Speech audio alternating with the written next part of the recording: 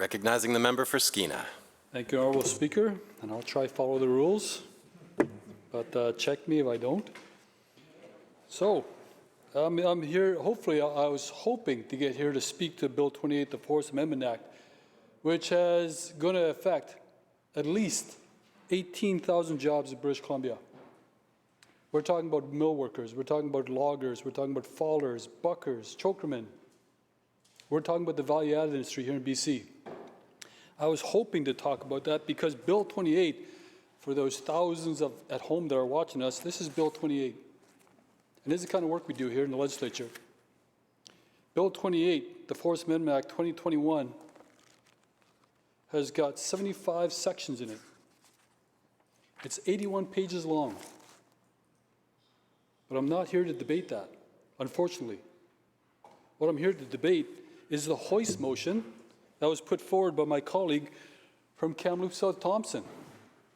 And basically, for those at home, what we're really talking about is saying, look, this is way too complicated, and there's too much at risk to just ram this through in a couple of days of debate at the end of session here in Victoria. That's what the amendment is, Mr. Speaker. So we're really, what this side of the House is asking government is saying, could you at least take a breath, sit back for a while and consider the socio-economic impacts this is going to have on families all across BC. Nobody can be expected to go through this kind of a document in 2 days and expect to come out with a fulsome understanding of what this is going to mean, not only to the people and families of British Columbia, but to communities. Communities like Surrey, communities like Port McNeill. Some of these communities can't reinvent themselves in a short period of time. A lot of our communities, and dare I say, the province of British Columbia, was built on the backs of forestry. My father was a logger. I was a logger. I was a hand logger. To add to this, we're talking about Bill 28, specifically the amendment, where we're asking government to take a pause and do the consultation and do the studies on the impacts that this is going to have on British Columbians and communities. But at the same time, what's happening here in the legislature, in another room, right now, as we speak, there's a debate going on Bill 23, the Forest Statutes Amendment Act.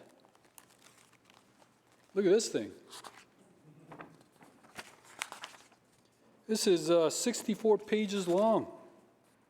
It's got 111 sections. And when we're talking about 111 sections, you got to know there's subsections. Give you an idea of what we kind of got to do down here. That's section 35, subsection A, subsection 0.1, and then subsection A underneath that. That's just one clause. A lot of this is definitions. It takes time to go through this. But instead of taking the time, this debate is going to be shut down today at 5:15. They're going to force closure. When you read this in the news, when they say they forced closure, what it means is we're not going to debate this. Government does not want to debate this. And I see yesterday 5 NDP government members got up to speak to Bill 28 to support it. But I see nobody on that side of the House getting up to talk about the amendment that was put forward by the member from Kamloops South Thompson to say, can we take a break, 70 days, 3 months, 6 months, can we take a break and do a full study on what this is going to mean to the people working in the forestry industry, the people that take a paycheck home to pay the mortgage bill, the people that take a paycheck home to actually put food on the table, to chart out a future for their children. A lot of these workers, men and women, wanted to spend their lives working in the communities and in the jobs they're in right now. That's what they wanted to do. And part of the socioeconomic impact study, that's a really big word, by the way, and it could be simplified just to say, what does it mean to a person who loses a job? That's all it means.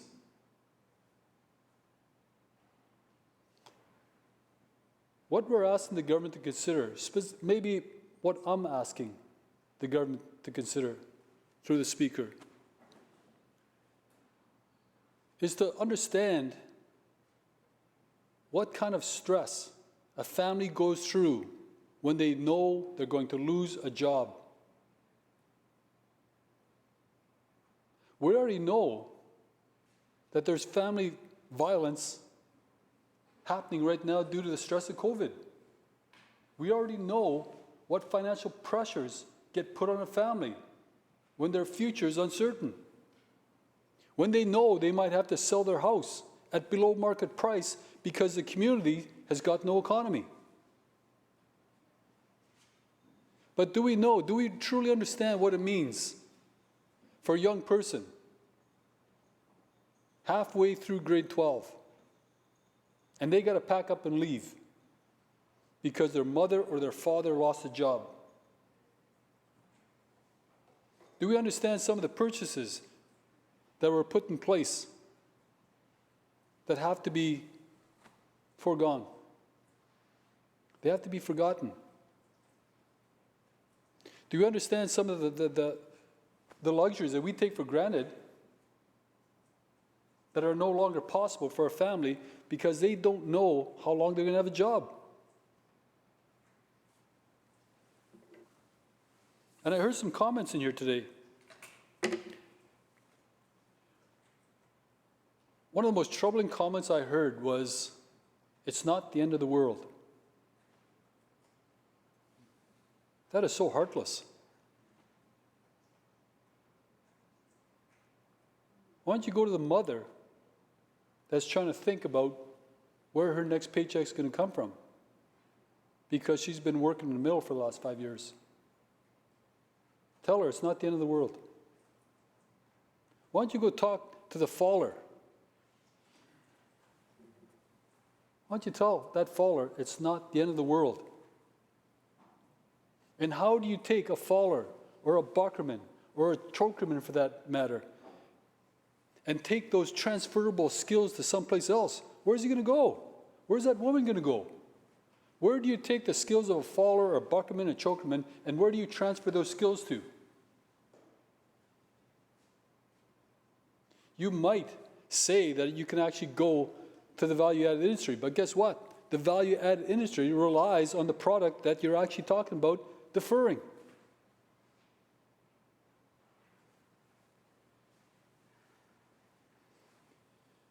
When we're talking about this, there's been studies done on what happens when somebody loses a job. It's not just economics. It's mental health. And we're talking about 18,000 people that this government has promised to help somehow. Don't worry, faller or chokerman. We're going to transfer your skills to a different sector. I'll be really curious about what sector the government proposed to transfer these skills to. But in the meantime, it's been studied,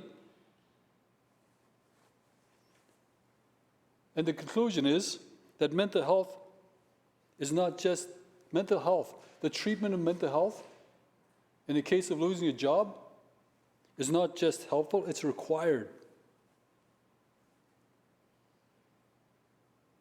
Especially in today's day and age, when there's so many pressures being put on the people of British Columbia, so many pressures being put on the families. Not just with COVID. We know what the stresses are on people and families with COVID, but the cost of living is going up. Inflation is going up. Taxes had a lot to do with that. It's going to continue to go up with this move by the provincial government. And part of the economic analysis that wasn't done speaks to the supply of the products that comes from our forestry industry. When you reduce the supply, demand goes up. And so as demand for our products go up, housing prices are going to go up. Millennials already can't afford to buy a house. What's this going to do to the price of housing in Vancouver, Maple Ridge, when they can't even afford lumber? And by the way, when you're talking about the supply, we are going to become more of a dependent province than we already are. We already see how dependent we are on other countries and other provinces for gasoline. And it's hurting people. 30 liters of gas and a gasoline shortage. That's only how much they're allowed to get. And there's a possibility of penalty if they go over the border and get gas from the United States. There's a penalty for what is deemed to be the essentials. So where are we going to get this lumber product when this deferral takes place? Where are we going to import it from? The United States? Do we allow the United States to supply us with a product for our basic living needs and allow them to get the benefit of jobs? Allow them to get the benefit of taxes that comes from a thriving economy so that they can build schools and hospitals and infrastructure? This is what an analysis of an economic report could do. It could enlighten us. It could get us to look at all the factors across this legislation that we're proposing. This is all that the member from Kamloops, South Thompson, is proposing. That's it. What's the rush? In either case, we know Bill 28 and the deferrals is going to get forced through anyway. It's going to get forced through. The government's got what? At a minimum, 50 votes. You got the majority of votes. It's a done deal. It's a slam dunk. But like many of my colleagues here have said, let due process take its course in the legislature. That's why we're here. We're supposed to debate this 80-page document on behalf of the people of British Columbia. That's what we're supposed to do. We can't. We can't debate 75 clauses in 2 days. And yet this is going to have dramatic impact on people and families across British Columbia, including First Nations, including the communities that depend on forestry. And they will not have time to reinvent themselves. And how are they going to reinvent themselves? Tourism? Tourism's dead. The tourism ship industry that was actually going from Washington State to Alaska, a $2.9 billion industry, was ignored by this government. It's gone. How do you reinvent to a tourism economy? What else can they do? You can't do value added from the forestry industry. You can't do that. And there's no mines outside some of these communities. And this will go down. This will go down to the places like Surrey, like I mentioned, for the manufacturing facilities. It will affect people down there as well. What I will say about the government shutting down debate on a bill that has tremendous negative impact on people and communities. What I will say about this is not what I signed up for as an MLA. I've said it before in this House. I truly respect the process of the BC Legislature. This is a great way to do governance. I never knew this type of governance existed. There are a number of measures, and we've been talking about it already, in terms of how do we hold government accountable? How do we make government transparent? Freedom of Information Bill was one way. Now that's going to cost the people of British Columbia at a minimum $25 per request just to have an understanding of what government's doing. That's going to have closure. That's going to be rammed through. But in terms of what we're doing here today, the accountability that that side of the House, the NDP, fought so hard for when they were the opposition is now something that they ignore. Members of the NDP government, when they were in opposition, actually condemned ramming through legislation like this and demanding fair process, or else something might get missed. In this case here, that's what the official opposition is for. They're supposed to hold government accountable. They're supposed to go through line by line every single word in a document like this. That's not going to happen. And now, a lot of MLAs, including NDP MLAs, are going to have to go back and tell your constituents, did you debate this bill fully? Did you fully consider the impact to my livelihood and my family? You're going to have to say, no, I didn't. Because we didn't debate it. We forced closure, which is pretty sad. I've told you guys before, back in the 90s, as a young man, young family, I didn't have the opportunity to have a full-time job. And it was depressing, going from one part-time job to another part-time job, to welfare, to unemployment insurance, to another part-time job, just because there was nothing full-time. This is why I fight so hard for people, because I know what that's like. I know the kind of stress it can put on you, where you don't have a future. In this case here, the people you're talking about, the 18,000 people that you're talking about putting out of work, they have a future. They've been working on it probably half their lives. In some cases, all their life. There are people on this side of the House that went to work for their family contracting company and started driving a tractor or a loader. It was just part of their culture. In fact, if anything, this is BC's history. At the worst times of our economic crisis over the last 100 years, forestry was always there. Yeah, it had ups and downs, but it was always there. And this affects so many different areas of our society today. So many different areas. And we're not even getting into the first few pages or the first few issues of what this actually means to the future of families in British Columbia. We're trying to do our job. As opposition, we're trying to do our job. But we can't. Because this is going to get forced through, no matter what, at 5:15 today.